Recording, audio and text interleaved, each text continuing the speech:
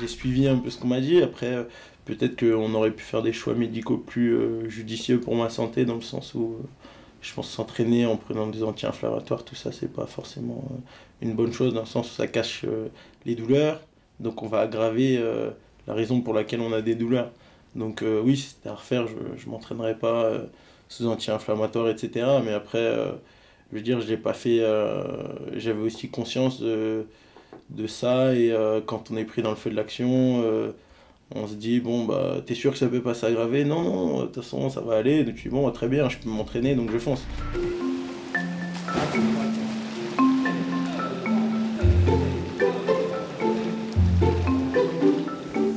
Je m'appelle Laura Tremble, j'ai 20 ans et je suis membre de l'équipe de France de natation artistique.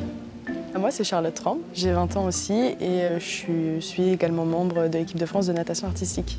Pendant un moment, notre cri de guerre, c'était « Impossible n'est pas français ».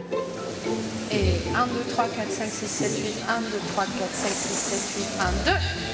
Oh, magnifique. 1, 2, 3, 4, chaque geste est net, précis, calé au millimètre. Dans l'eau, l'effet miroir est quasi parfait.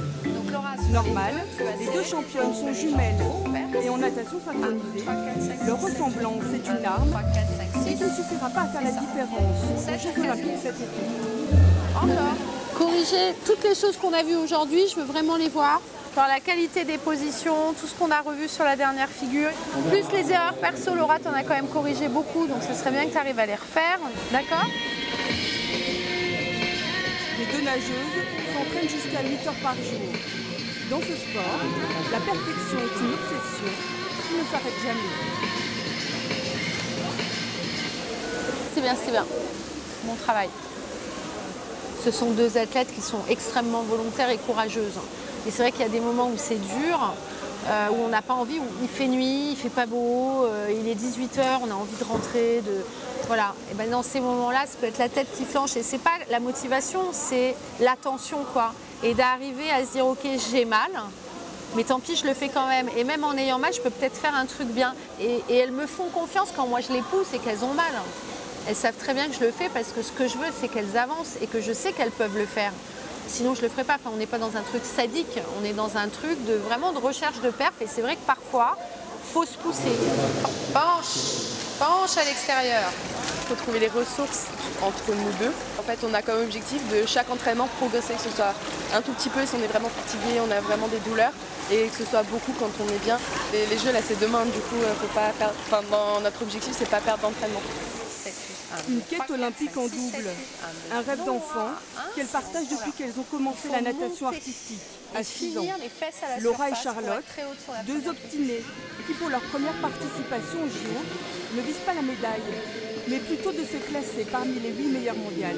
Voilà, donc maintenant, à vie, tu fais ça. Voilà. Ce que je leur dis, c'est qu'on y va pour un but bien précis, qui est de performer. Depuis qu'elles sont petites, elles sont ensemble, elles nagent un duo ensemble, donc c'est quelque chose qui est encore plus fort et que donc il ne faut pas passer à côté, quoi. Faut vraiment que toutes ces années où il y aura eu du plaisir, évidemment, sinon elles ne seraient pas là, mais c'est quand même beaucoup de sacrifices, beaucoup de concessions. Le moment où c'est le moment, il ne faut pas le rater, quoi.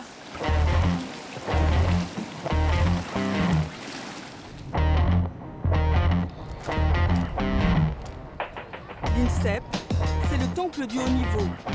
800 sportifs, 21 disciplines olympiques et pas moins de 50 médaillés mondiaux qui ne rêvent que de Tokyo et des JO. Je suis Axel Clerget, judoka en équipe de France, 3e au championnat du monde 2018 et 2019 et vice-champion du monde par équipe 2019 et 2017.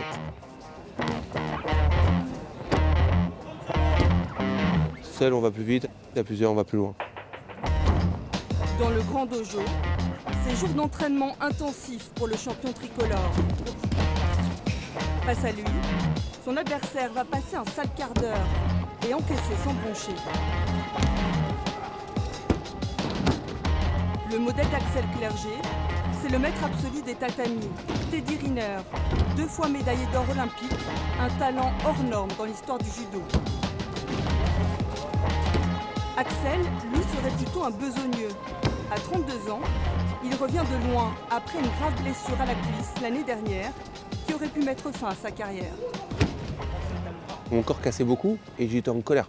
Et non, c'est pas possible, je suis pas fait pour ça, je suis pas fait pour le haut niveau. Donc ça me faisait peur. Et maintenant, j'ai appris que c'était mon meilleur allié. Donc j'essaye de faire avec. S'il casse, il me donne une information. Il y a quelque chose que tu as fait qui est mal. Est-ce que tu as repris trop vite, trop fort, trop tôt? Est-ce que tu t'es trop entraîné? Est-ce que tu n'as pas fait la bonne préparation avant? Est-ce que tu avais bien dormi à ce moment-là? Est-ce que tu t'étais bien alimenté? Voilà, il y a toujours une cause et on travaille dessus. La forme? Ouais. Et toi? Très bien. Un titre olympique se construit au quotidien. Après une longue séance de combat, c'est donc passage obligé chez le kiné. Vas-y, tu pousses doucement. Après plus de 20 ans sur les tatamis, Ça va? le corps d'Axel commence sérieusement à tirer. Étienne, le kiné, repère la moindre douleur ou tension musculaire qui pourrait s'aggraver. Pour moi, la prévention, c'est vraiment le plus important. Le sportif, une fois qu'il est blessé, c'est trop tard. On perd du temps. Si on cumule sur toute ma carrière, j'ai peut-être perdu 1 ou 2 ans d'entraînement avec la somme des blessures que j'ai eues, 6 semaines par-ci, 6 semaines par-là. Donc c'est vraiment quelque chose à enlever, à gommer, donc faire le maximum pour prévenir les blessures. Dans le cas d'Axel, l'objectif c'est également d'empêcher toute récidive. Sa cuisse reste sensible, même 1 an après sa déchirure. Là, on vient mettre en étirement la zone arrière de la cuisse, qu'on appelle les ischio-jambiers, parce qu'on a une zone qui reste, on ne peut pas dire qu'elle reste lésée au niveau de son ischio, mais une zone qui est un petit peu plus raide, parce que le tissu n'est plus le même. On parle d'un petit peu de fibrose, et cette fibrose est un petit peu moins élastique. Donc on essaye de jouer sur cette raideur résiduelle. Je le sens, dès que je suis un peu fatigué, il y a l'ischio qui est beaucoup plus tendu, beaucoup plus rétracté. Donc il faut faire ce qu'il faut pour le relâcher et lui redonner cette élasticité musculaire. Ça reste un point fragile. Je sais que j'ai une épée de Damoclès au-dessus de la tête pour la fin de ma carrière, pour cette année olympique, mais on le travaille. La recette de l'INSEP pour optimiser la performance des sportifs, améliorer la récupération, devenue désormais presque aussi importante que l'entraînement. Et ce jour-là, pour Axel, ça passe par une méthode pour le moins radicale. C'est bon. Allez, on va pouvoir passer dans le show. J'imagine. Là, on utilise une technique de bain contrasté. C'est une de nos techniques de récupération qui va nous permettre d'améliorer l'élimination des déchets métaboliques par l'alternance de chaud et de froid. Le bain chaud est environ à 38-40 degrés et le bain froid est refroidi à 6-8 degrés. Un choc thermique qui améliore la circulation sanguine, soulage les courbatures et réduit la fatigue. Je pense qu'à l'heure actuelle, les sportifs vont de plus en plus tard dans leur carrière, de plus en plus vieux, notamment parce que tout ça n'existait pas avant. Et maintenant, on peut optimiser notre récupération grâce à ça. On peut prendre soin de notre corps et on l'abîme beaucoup moins vite. Moins de douleur et souvent un meilleur sommeil qui lui permettront d'enchaîner dès le lendemain une nouvelle journée d'entraînement.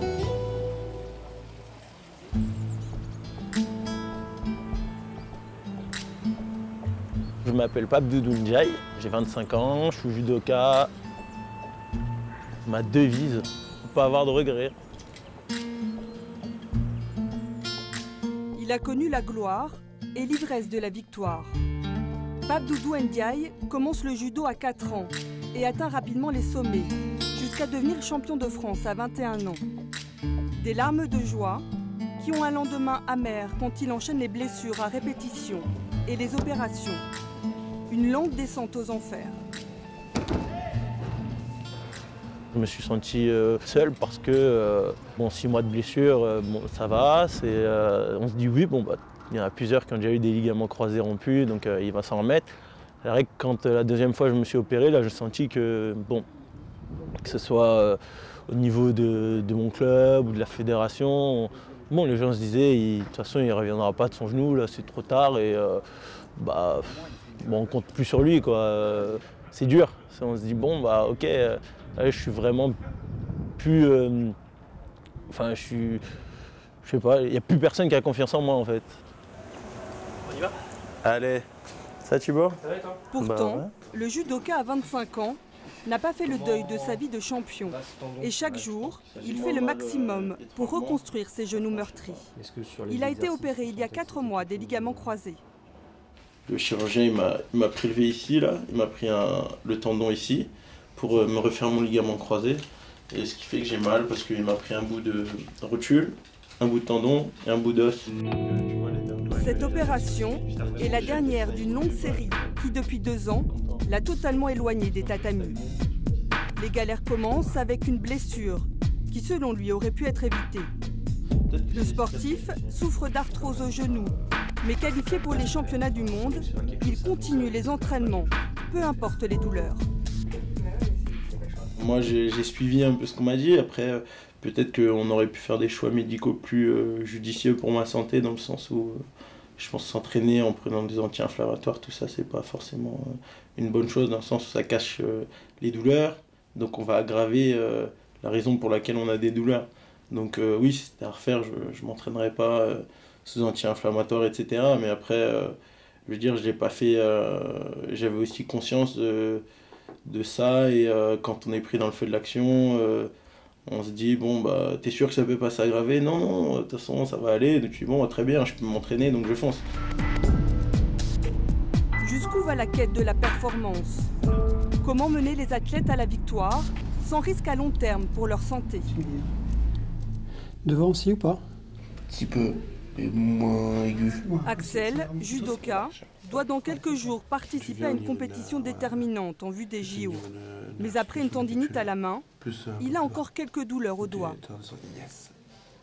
Un peu de l'autre côté aussi? Un peu de l'autre côté aussi, ouais. Ça fait mal ça? Oui. Okay. On va faire ce qu'il faut. Allez, t'es prêt? Allez, c'est parti. Le médecin lui injecte sous la peau 2 petites doses d'anti-inflammatoires analgésiques. Ça pique un peu, hein? Ouais. Allez, un petit pansement là-dessus, et t'es reparti pour un tour. Ouais. C'est une main qui saisit fort à la manche, et je pouvais plus y aller. Et du coup, j'étais obligé de changer mon judo à cause de ça. Et donc là, c'est important de faire passer ces dernières douleurs résiduelles, on va dire. On n'est pas là à rajouter toujours des adjuvants comme on est en train de faire.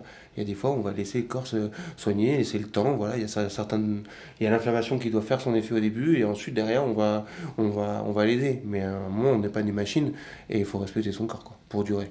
Parfois, ça peut aussi aider sur un processus de guérison. Donc d'avoir moins mal, ça peut aussi permettre de faire une rééducation dans des meilleures conditions. C'est une juste gestion de la douleur. L'objectif n'étant pas, comme il l'a dit, en fait, de complètement atténuer la douleur, parce que sinon le risque, ce serait de se faire davantage mal, mais d'atténuer la douleur pour essayer de guérir plus vite. Voilà. On s'y est au courant, et puis j'espère que ça va le faire. Les anti-inflammatoires, des médicaments qui sont très fréquents dans le haut niveau avant une compétition. Mais mal utilisés, ils peuvent surtout aggraver la situation et provoquer des lésions irréversibles. Tu marches un peu. Pape en sait quelque chose. Lui qui, après ses blessures, a dû entamer un long chemin de croix pour revenir au sommet. T'emballes pas. 73 ? Allez, 3%. Viser la Lune, rien de moins. Grâce à l'Alter-G, une machine conçue pour les astronautes de la NASA, qui lui permet de courir en apesanteur et alléger le poids de son corps. Dans un cas post-opératoire où la reprise de la marche ou de la course peuvent s'avérer difficiles directement sur un tapis de course, avec ce système-là, on peut reprendre de manière plus précoce, retravailler plus facilement sur le geste, donc que ce soit au niveau du pied, au niveau du genou. Donc dans 10, on y va. Des machines innovantes qui permettent au judoka de mieux renforcer les muscles autour de son genou. En général, il n'aime pas. Les 10 premières, ça va, et puis après, il va y avoir la petite goutte. Toute une série d'exercices indispensables pour retrouver le niveau qui était le sien. Allez, récup et c'est fini. C'est pas mal? Ouais. Je vais prendre mon temps, hein, parce qu'avec les blessures que j'ai eues là, je veux pas me reblesser, mais ouais, l'objectif c'est d'aller chercher un petit titre de champion du monde avant les Jeux Olympiques de 2024 et faire les Jeux en 2024. Après la rééducation, voici la thérapie par le froid. L'INSEP est un pionnier de la cryothérapie en France. Chaussettes, bandeaux, gants, masques, chaussures. Toujours couvrir les extrémités. T'es prêt? C'est bon. Donc là on est parti. T'as mis quoi comme musique? Je t'ai mis Wake Me Up. Quand tu veux, allez on y va. Donc là le but ça va être de passer dans les zones rapidement, une à moins 10, une à moins 60, une à moins 110. Et une fois qu'il est dans celle à moins 110, on déclenche 3 minutes. Un froid extrême, mais sec, qui aurait des vertus sur l'amélioration de la circulation sanguine et l'oxygénation des muscles. Les sportifs, eux, ils viennent souvent en récup en fin de journée, après l'entraînement, ils ont un mieux-être, ils dorment mieux la nuit. Et il y en a même certains qui l'utilisent pour une perte de poids un petit peu. Allez, il reste 1 minute, courage. Ah, elle est un peu froide, allez. Allez, tu peux sortir. Ah, elle était super froide. Là, on regarde la température corporelle et là, on est à 10 au niveau des membres. Normalement, on est à 34, 32 ici. Donc là, on a eu un bon choc thermique. Donc là, petit à petit, ça va remonter. C'est ce qu'on vise. Après, on se sent fatigué. Et c'est vrai que sur le sommeil, on a l'impression de un peu mieux dormir. Après, sinon, sur la récup, je n'ai jamais senti particulièrement d'effet. Je fais confiance en la science.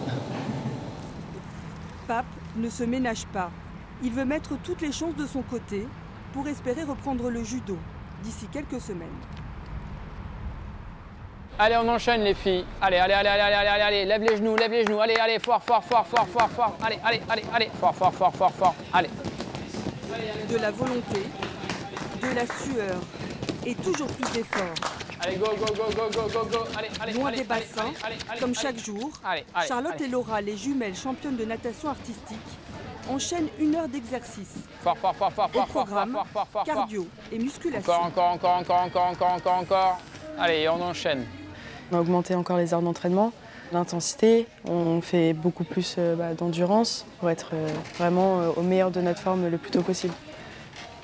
Allez, on sait pourquoi on le fait, c'est pour notre objectif, c'est pour les jeux, c'est maintenant. Enfin, c'est vraiment, ça fait partie de notre quotidien tous les jours, tout le temps. Et 8, et 9, et... En fait, on a envie de tout donner et d'avoir aucun regret et se dire « Ah, si j'avais pu, je me serais peut-être plus donné là. Non, on n'a pas envie d'avoir de regrets, du coup, on fonce. 30 secondes.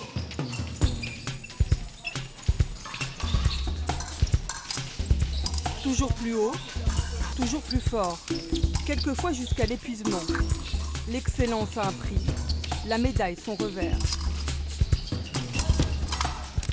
Joséphine Jacques-André Coquin, j'ai 29 ans et je suis épéiste depuis que j'ai 8 ans.